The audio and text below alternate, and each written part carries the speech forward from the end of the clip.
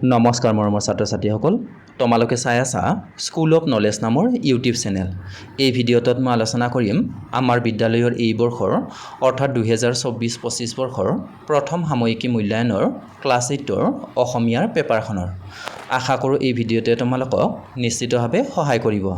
গতিকে যদিহে তোমালোকৰ ভিডিঅ'টো ভাল লাগে তেন্তে ভিডিঅ'টো লাইক কৰিবা। যদি তোমালোকে কিবা বস্তু বুজি নোপোৱা কমেণ্ট বক্সত সুধিবা আৰু তোমালোকৰ বন্ধু বান্ধৱীসকলৰ সৈতেও ভিডিঅ'টো শ্বেয়াৰ কৰিবা। এতিয়া আহা এই প্ৰশ্ন কাকতখনৰ আমি সমাধান কৰোঁ। ইয়াৰে কুৱেশ্যন নম্বৰ 1ত নিয়ৰ কবিতাটিৰ প্ৰথম 6 শাৰী মুখস্থ লিখি কবিজনাৰ নাম উল্লেখ কৰিবলৈ দিছে। উত্তৰ হ'ব নিয়ৰ মুকুতামণিটি পাহিত জিলিকে সঠিক পানীত ধোৱা নিশাৰ তৰা এটি সৰিয়েহে আছে সৰগত তপনি যোৱা। নিজম আকাশৰ নিচুক কথাটি হিয়াত থৈছে সাঁচি। আৰু এই কবিতাটিৰ কবি হৈছে চন্দ্ৰকুমাৰ আগৰৱালা। কুৱেশ্যন নম্বৰ 2ত তলত উল্লেখ কৰা প্ৰশ্নবিলাকৰ মাজৰ পৰা যিকোনো 5টাৰ উত্তৰ লিখিবলৈ দিছে।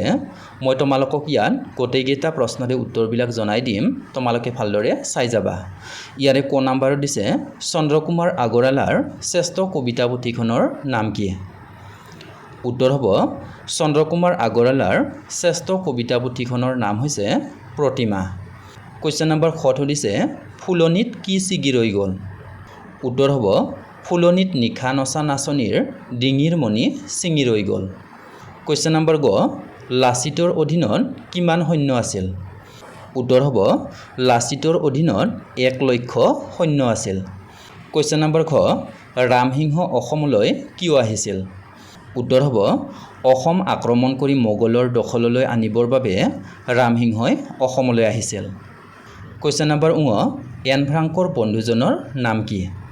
উত্তৰ হ'ব এন ফ্ৰাংকে তেওঁৰ মনৰ কথাবোৰ ডায়েৰীখনতে লিপিবদ্ধ কৰিছিল আৰু ডায়েৰীখনকে প্ৰকৃত বন্ধু বুলি গণ্য কৰিছিল আৰু নাম ৰাখিছিল কিটি। তোমালোকে এই প্ৰশ্নটোৰ উত্তৰ অকল কিটি বুলিও লিখিব পাৰা। কুৱেশ্যন নম্বৰ প্ৰথম চ এন ফ্ৰাংকে জন্মসূত্ৰে কোন সম্প্ৰদায়ৰ ছোৱালী আছিল?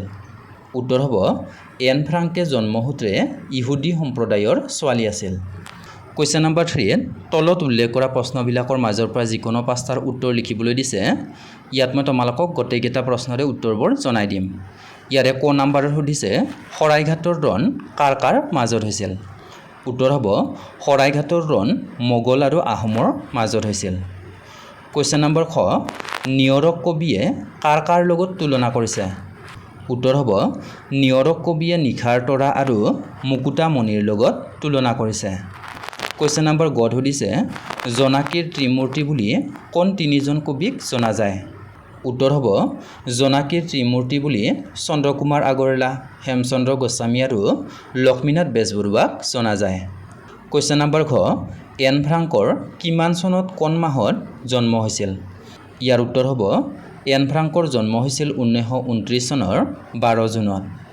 কুৱেশ্যন নম্বৰ ঙ শৰাইঘাটৰ যুদ্ধত অসমৰ বিজয়ৰ মূলতঃ কি কি কাৰণ আছিল? উত্তৰ হ'ব শৰাইঘাটৰ ৰণত অসমৰ বিজয়ৰ মূলতে আছিল সুচিন্তিত আঁচনি, বিচক্ষণ সংগঠন, শৃংখলামূলক আয়োজন, সুদৃঢ় নিয়মানুৱৰ্তিতা, বিপদত ধৈৰ্য, সংকটত নিৰ্ভীকতা, আমূলে দুৰ্নীতি দমন, দেশৰ মংগল কাৰ্যত সম্পূৰ্ণ আত্মবিলোপ আৰু স্বাৰ্থত্যাগ আৰু আত্মকণ্ডলৰূপী বিষবৃক্ষৰ গুৰিয়ে শিপায়ে ঠালে ঠেঙুলিয়ে উৎপাটন। ইয়াতে উৎপাদন হৈ আছে, তোমালোকে সেইটো উৎপাটন কৰি ল'বা।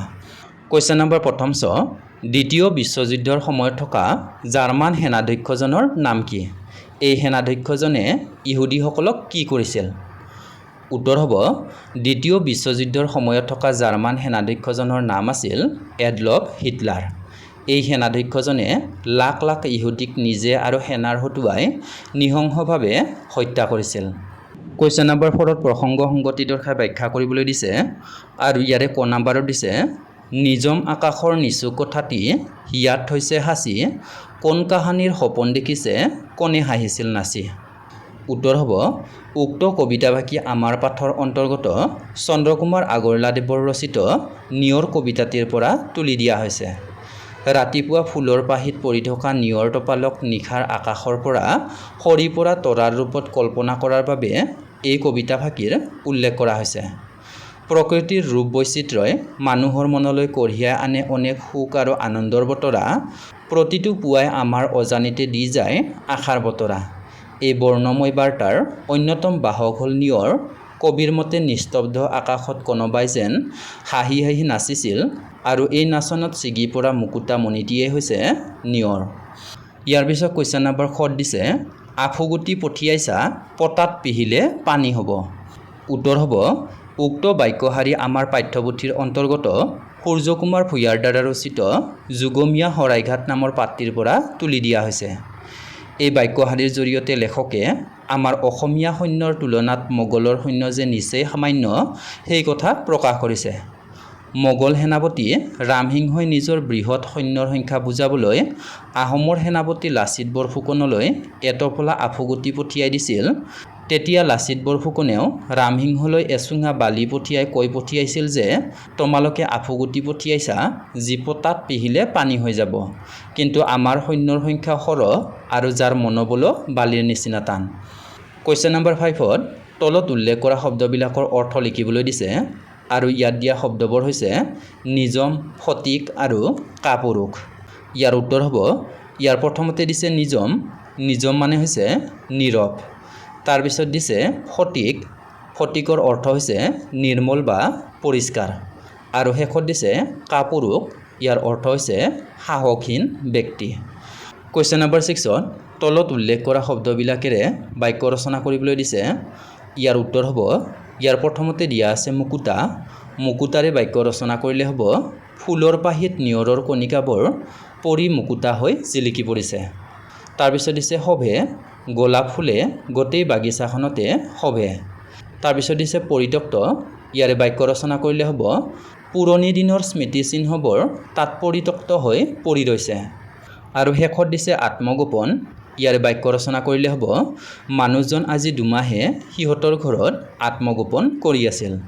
কুৱেশ্যন নম্বৰ 7ত তলত উল্লেখ কৰা শব্দবিলাকৰ বিপৰীত অৰ্থ লিখিবলৈ দিছে। ইয়াৰ উত্তৰ হ'ব, ইয়াৰ প্ৰথমতে দিয়া আছে স্থায়ী।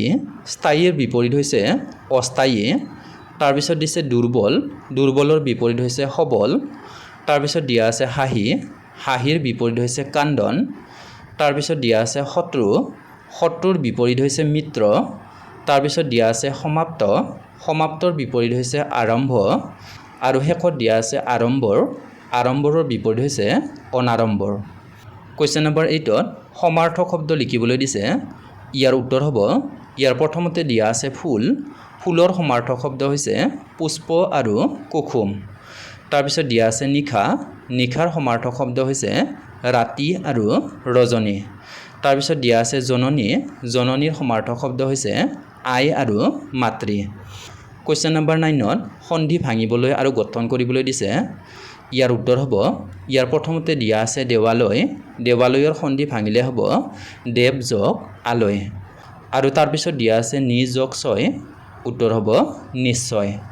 কুৱেশ্যন নম্বৰ 10ত বিশেষ্যৰ পৰা বিশেষণলৈকে পৰিৱৰ্তন কৰিবলৈ দিছে।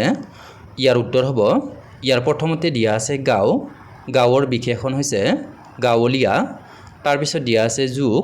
যুগৰ বিশেষণ হৈছে যুগমীয়া। আৰু শেষত দিয়া আছে ইতিহাস। ইতিহাসৰ বিশেষণ হৈছে ঐতিহাসিক। ইয়াৰ পিছত কুৱেশ্যন নম্বৰ 11ত ছাত্ৰ ছাত্ৰীসকলক প্ৰকল্প দিয়া হৈছিল। এই কামটো আমাৰ বিদ্যালয়ৰ ছাৰ বাইদেউসকলে দিছিল।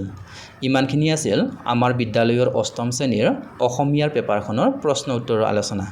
তোমালোক সকলোলৈকে ভিডিঅ'টো আৰম্ভণিৰ পৰা শেষলৈকে ইমান মনোযোগেৰে চাই থকাৰ বাবে ধন্যবাদ জনালোঁ।